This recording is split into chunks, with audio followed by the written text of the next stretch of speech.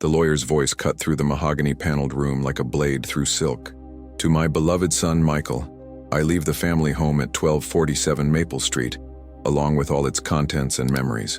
My brother's face lit up with that same smug smile I'd seen 1,000 times before, the one that said he'd always been the favorite, always been the one who mattered. I sat perfectly still in the leather chair that creaked under my weight, watching him accept congratulations from aunts and uncles who barely looked my way. The house where I'd carved my initials into the oak tree, the house where I'd learned to ride a bike in the driveway, the house where I'd spent every Christmas morning for 32 years. Gone, just like that. And to my son David, the lawyer continued, his glasses reflecting the afternoon light streaming through tall windows. I leave my collection of books and the sum of $5,000. $5,000. For a lifetime of being the son who stayed close, who visited every Sunday, who held Dad's hand through chemotherapy while Michael built his career 3 states away. The room felt smaller suddenly, the air thicker. I could hear my heartbeat in my ears, could feel the weight of every eye that refused to meet mine. Michael stood up, his expensive suit rustling as he moved toward me. "Dave, I'm sure we can work something out. Maybe you can visit whenever you want."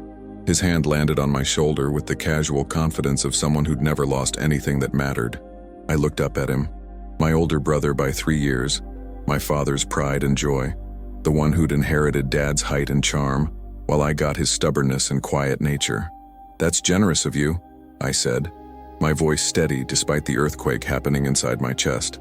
The words tasted like ash. Around us, family members began to disperse, their voices a low murmur of estate planning and lunch plans.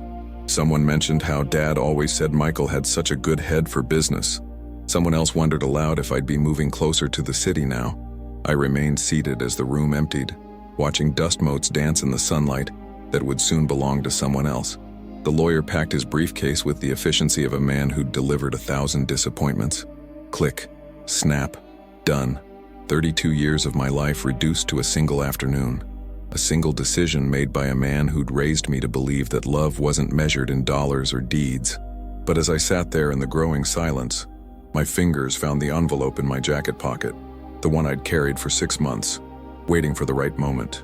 The paper was soft from handling, the edges worn from my nervous fingers. Inside was a document that would change everything, signed in my father's careful handwriting on a day when his mind was clear and his intentions unmistakable. I hadn't planned to use it. I'd hoped I wouldn't need to. The afternoon sun slanted lower through the windows, casting long shadows across the Persian rug that had witnessed 3 generations of our family's secrets. I could hear Michael in the hallway, already making plans, already claiming what he thought was his. But some things, I realized as I stood and smoothed my jacket, aren't as simple as they appear in a will.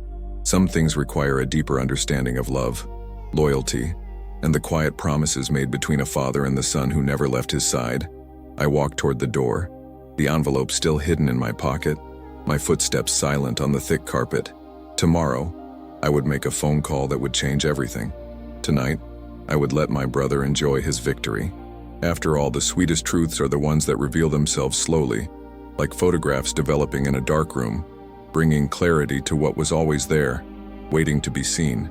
The drive home took me past the house, my house, though the law said otherwise now. I pulled over across the street and sat in my car, engine ticking as it cooled, watching the windows that had framed my childhood. The oak tree I'd climbed 1,000 times stood sentinel in the front yard, its branches reaching toward the second-floor window where I'd spent countless nights reading under a flashlight. Michael's BMW was already in the driveway, and I could see him through the living room window, arms gesturing as he talked on his phone, probably calling his wife, probably making plans to sell. The rain started as a whisper against my windshield, then grew into a steady drumming that matched the rhythm of my thoughts. Each drop traced a path down the glass like tears I couldn't shed, blurring the view of everything I'd lost, or thought I'd lost. My fingers traced the outline of the envelope through my jacket, feeling the sharp edges of the paper that held my father's true intentions. 6 months ago, when the cancer had spread to his bones and the pain medication made him drift in and out of clarity, he'd called me to his bedside. "David," he'd whispered, his voice paper-thin but his eyes sharp as winter morning. "There are things Michael doesn't understand about responsibility, about staying, about love that doesn't ask for anything in return." His hand, skeletal but warm, had pressed something into mine. "Keep this safe. Use it only if you must. But remember, sometimes the greatest gift is letting someone learn their own lessons." I tucked the document away without reading it, trusting in his wisdom even as I questioned his methods. Now, sitting in the rain with my childhood dissolving behind streaked glass, I wondered if this was the lesson he'd meant.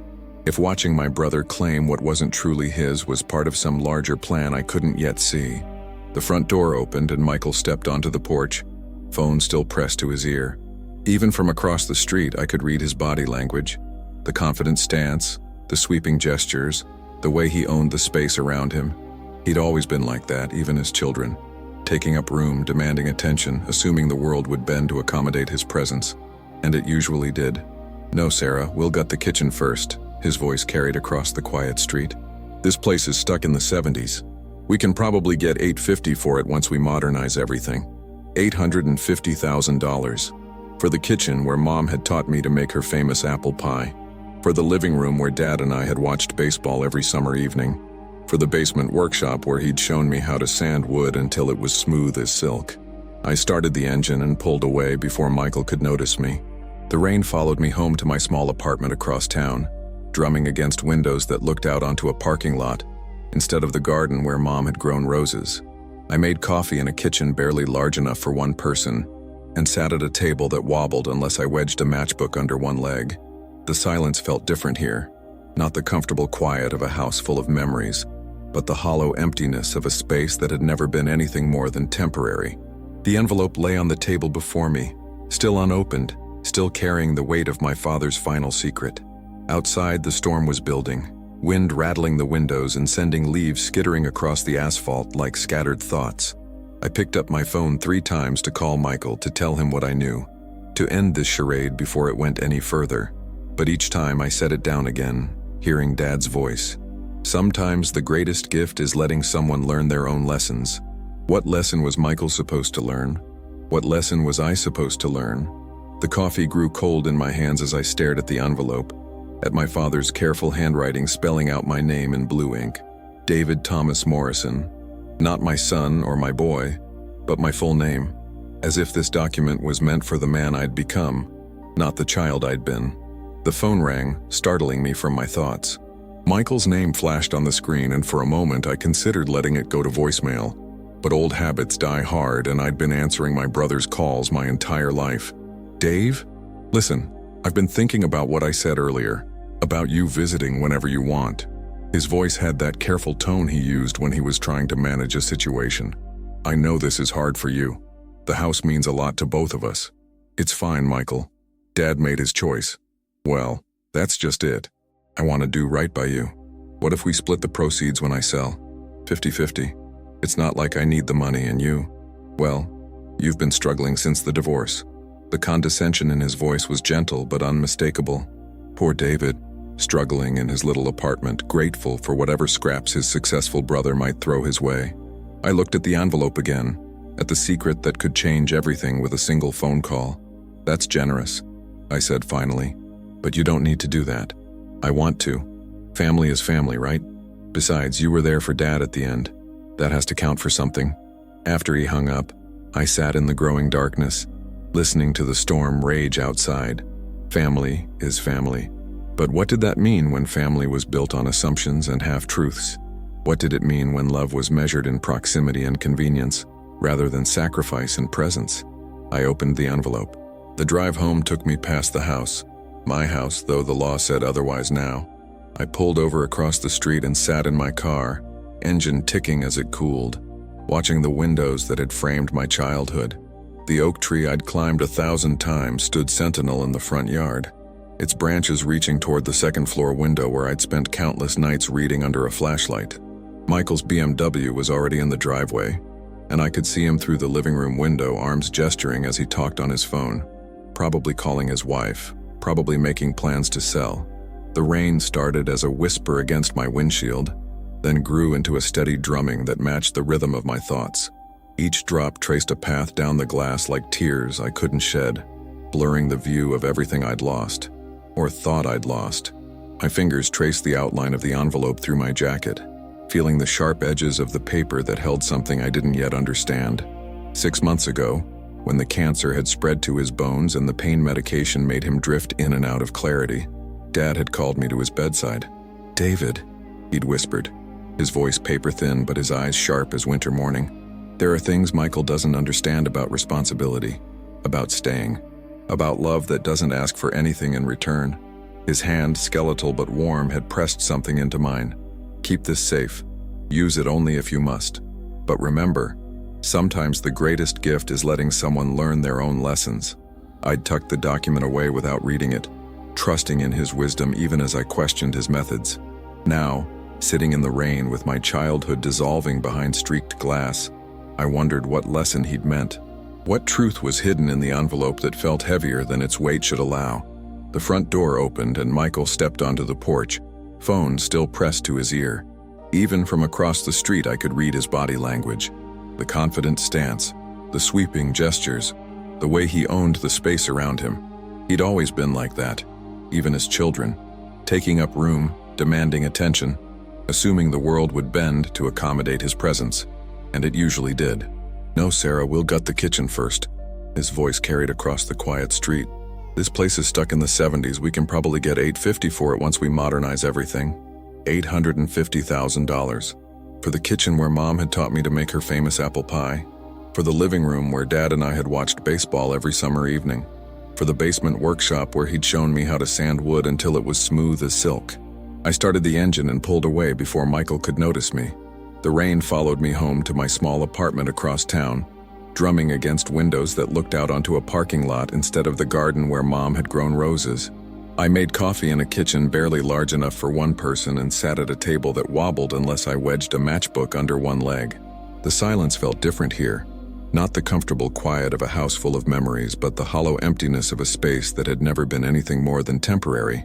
The envelope lay on the table before me, unopened, carrying the weight of my father's final secret. Outside, the storm was building, wind rattling the windows and sending leaves skittering across the asphalt like scattered thoughts. I picked up my phone 3 times to call Michael, to tell him I had something that might matter to end this strange day before it went any further. But each time I set it down again, hearing Dad's voice. Sometimes the greatest gift is letting someone learn their own lessons. What lesson was Michael supposed to learn? What lesson was I supposed to learn? The coffee grew cold in my hands as I stared at the envelope, at my father's careful handwriting spelling out my name in blue ink. David Thomas Morrison. Not my son or my boy, but my full name, as if this document was meant for the man I'd become, not the child I'd been. The phone rang, startling me from my thoughts. Michael's name flashed on the screen, and for a moment I considered letting it go to voicemail. But old habits die hard, and I'd been answering my brother's calls my entire life. "Dave, listen, I've been thinking about what I said earlier, about you visiting whenever you want." His voice had that careful tone he used when he was trying to manage a situation. "I know this is hard for you. The house means a lot to both of us." "It's fine, Michael. Dad made his choice." "Well, that's just it. I want to do right by you. What if we split the proceeds when I sell? 50-50. It's not like I need the money, and well, you've been struggling since the divorce." The condescension in his voice was gentle but unmistakable. Poor David, struggling in his little apartment, grateful for whatever scraps his successful brother might throw his way. I looked at the envelope again, at the secret that might change everything with a single revelation. "That's generous," I said finally, "but you don't need to do that." "I want to. Family is family, right? Besides, you were there for Dad at the end. That has to count for something." After he hung up, I sat in the growing darkness, listening to the storm rage outside. Family is family. But what did that mean when family was built on assumptions and half-truths?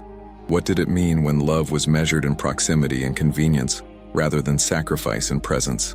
My fingers found the edge of the envelope, traced the careful way Dad had written my name. Whatever was inside had waited 6 months. It could wait until morning. But as lightning split the sky and thunder rolled across the city, I knew that tomorrow would bring answers I wasn't sure I was ready to face. Some truths, once revealed, change everything.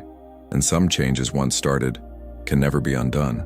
I left the envelope sealed and went to bed, but sleep wouldn't come. Outside my window, the storm raged on, and somewhere across town, my brother was planning a future in a house that might not be his to plan for. The weight of what I didn't know pressed down on me like the darkness itself, heavy and full of possibilities I couldn't yet imagine. Morning came gray and reluctant, filtered through clouds that hung low over the city like unspoken regrets. I'd barely slept, my mind cycling through fragments of memory.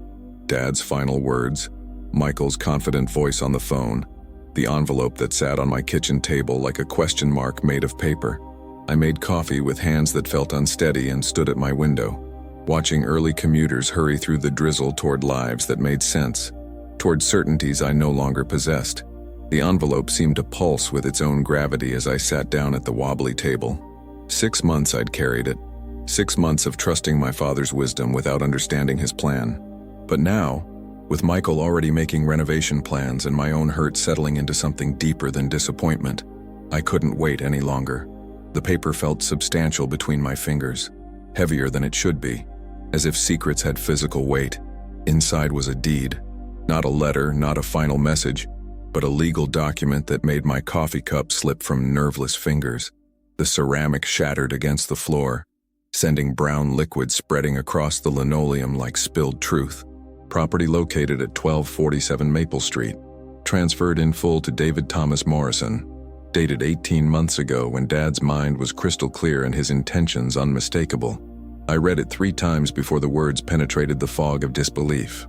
The house was mine, had been mine for 18 months, through Dad's illness, through the funeral, through yesterday's humiliation in the lawyer's office.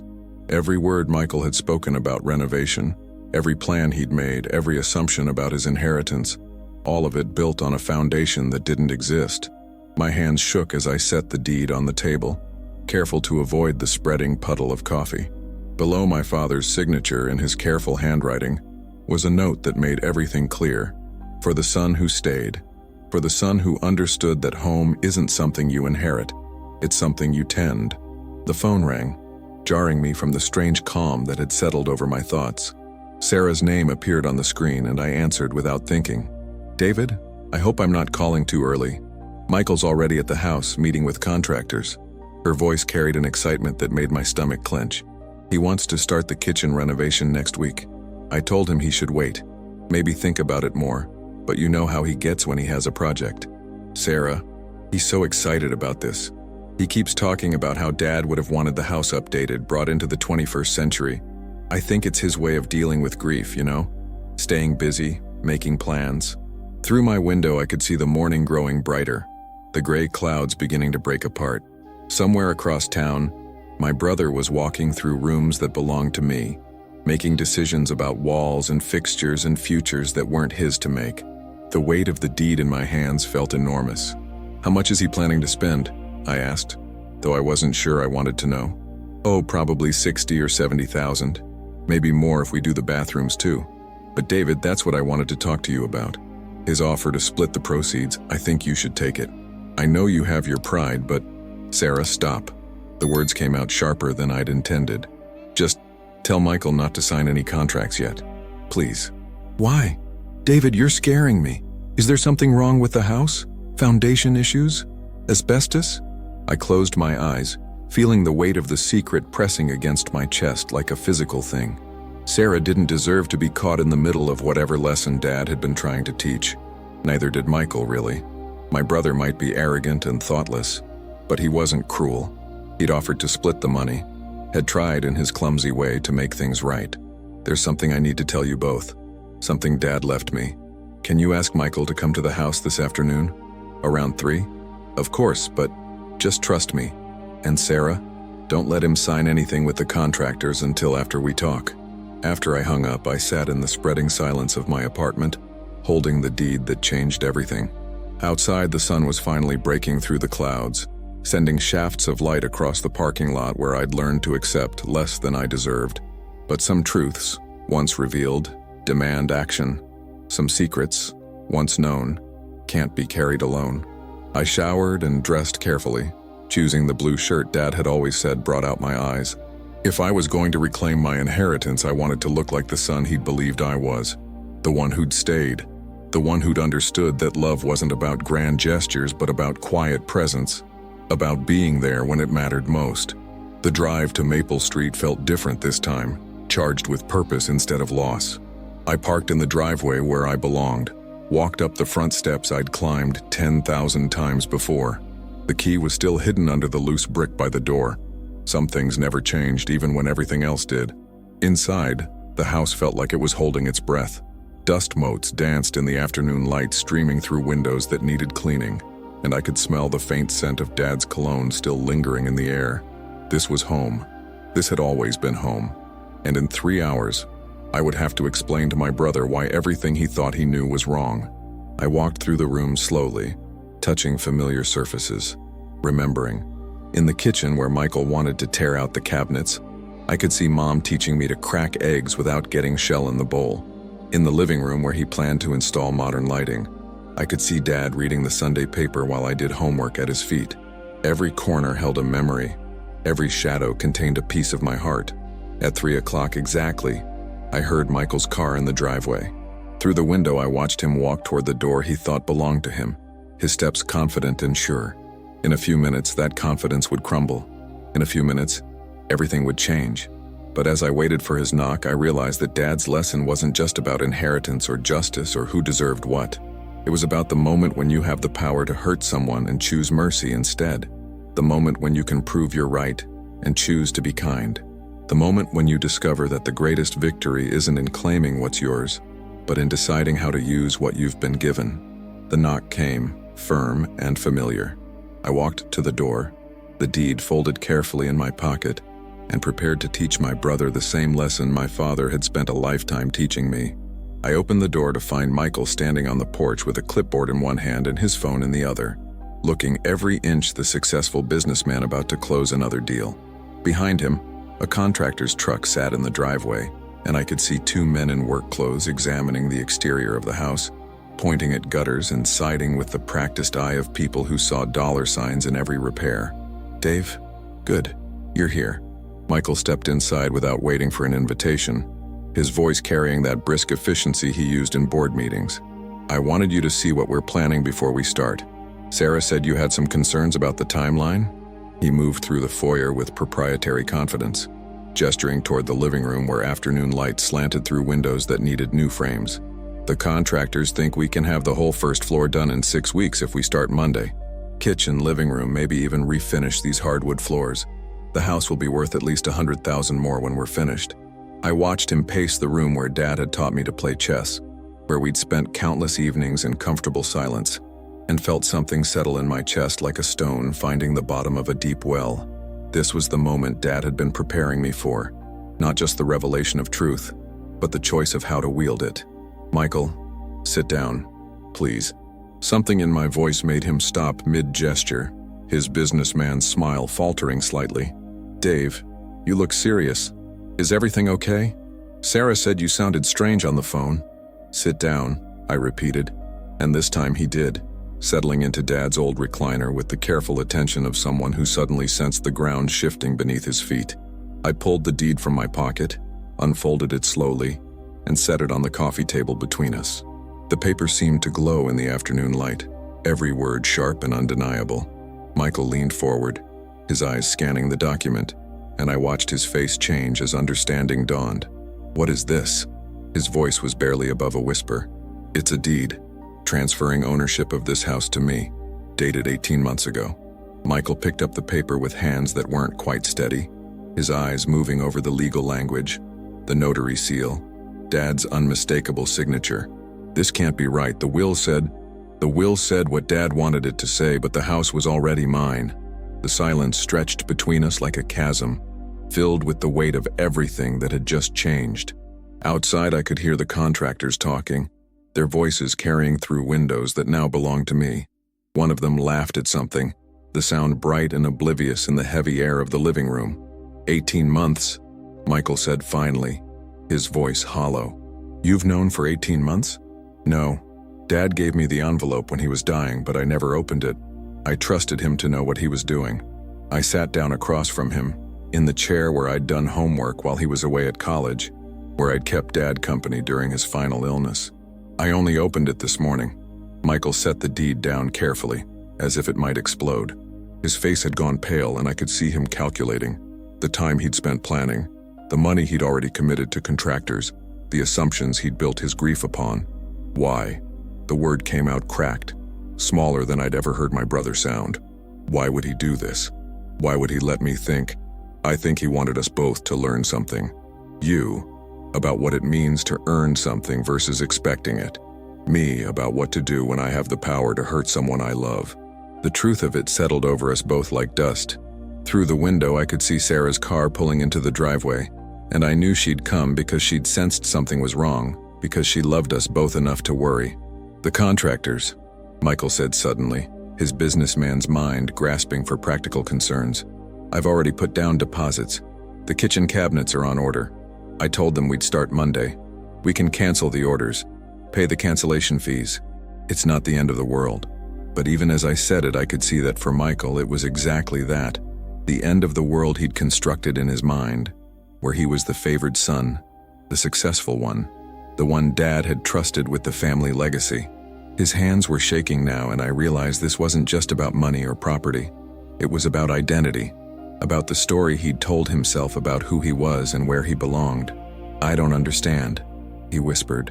I always thought he was proud of me, my career, my success. I thought that's why he was proud of you. But pride isn't the same as trust. Pride isn't the same as understanding what someone needs versus what they want. Sarah's footsteps sounded on the porch, followed by her gentle knock. I looked at Michael, slumped in Dad's chair with the deed lying between us like evidence of a crime he didn't know he'd committed. "What do you want me to tell her?" I asked. Michael closed his eyes, and for a moment he looked like the boy I'd grown up with, the one who'd taught me to ride a bike and helped me with my math homework before life made us into the men we'd become. "The truth," he said finally. "Tell her the truth. I'm tired of pretending I understand things I don't." I opened the door to Sarah, who took one look at our faces and knew that everything had changed. She stepped inside, her eyes moving from the deed on the table to Michael's stricken expression to my own careful composure. "What's happened?" she asked, though I think she already knew the answer would reshape everything she thought she understood about our family. "Dad left the house to David," Michael said, his voice steady now, resigned. "It was never mine. I was just playing house with someone else's inheritance." The afternoon light was fading, casting long shadows across the room where three people sat with the ruins of assumptions scattered around them like broken glass. Outside, the contractors were packing up their truck, probably wondering why their client had suddenly gone silent. Tomorrow there would be phone calls to make, contracts to cancel, explanations to give. But tonight, there was just the three of us in a house that finally belonged to the right person, learning that sometimes the most important inheritance isn't property or money, but the wisdom to know the difference between what we deserve and what we need. Sarah moved through the room like someone walking through a museum, touching surfaces with the reverence reserved for things that have suddenly become precious and fragile. She picked up the deed, read it twice, then set it down with the careful precision of someone handling evidence. 18 months, she said, echoing Michael's earlier words. "David, you could have said something. You could have stopped all of this before it started." "I could have." I watched her face, seeing the wheels turning behind her eyes, the accountant's mind that had attracted Michael calculating costs and consequences. "But Dad asked me to wait, to use it only if I had to. And you decided you had to now?" The question hung in the air like smoke. Outside, the contractor's truck pulled away, leaving tire tracks in the gravel driveway that would fade with the next rain. I thought about Michael's phone call the night before, his generous offer to split the proceeds, the casual way he'd mentioned my struggles since the divorce. Poor David, grateful for whatever scraps fell from his successful brother's table. I decided I couldn't watch him spend $60,000 on a house that wasn't his. Michael laughed, a sound like breaking glass. $60,000? Christ, David, I was going to spend twice that. The whole first floor, both bathrooms, maybe even add a deck out back. He ran his hands through his hair, leaving it standing in peaks that made him look younger, more vulnerable. I had plans, real plans. I was going to make this place something special. It already was something special. The words came out sharper than I'd intended, carrying 32 years of watching my brother miss the point. It was special because it was home, because it was where Mom taught us to cook and Dad taught us to be men, because it was where we learned that love doesn't have to be loud to be real.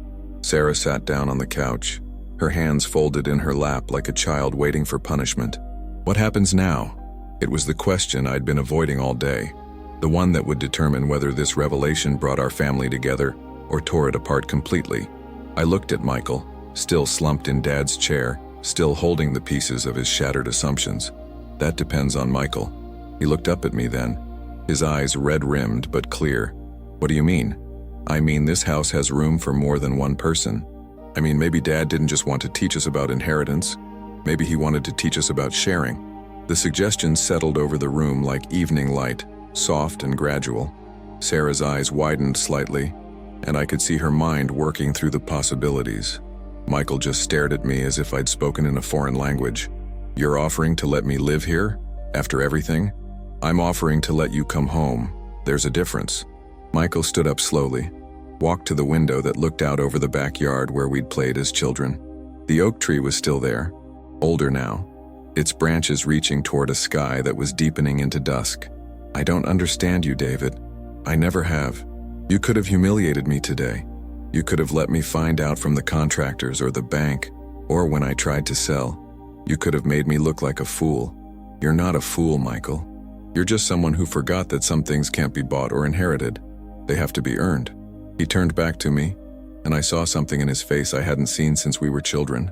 Uncertainty, vulnerability, the admission that he didn't have all the answers. How do I earn it? How do I earn the right to call this place home again?